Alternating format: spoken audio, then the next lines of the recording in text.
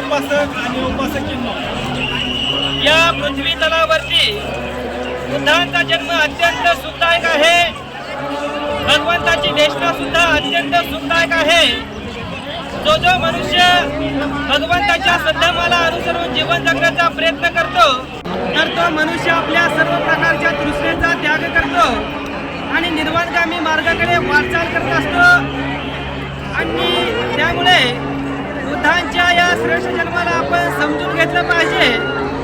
कारण भगवंताचा जन्म या सृष्टीवरती उत्पन्न होणे दुर्लभ आहे.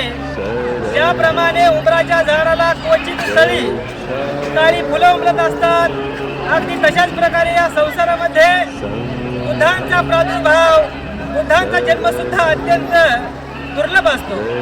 आणि त्यामुळे बुद्धांच्या जन्माचं महत्त्व जाणून, त्यांच्या सद्धर्माचं महत्त्व जाणून आपण सुखाच्या मार्गाने जीवन जगण्याचा प्रयत्न करावा. जय भीम.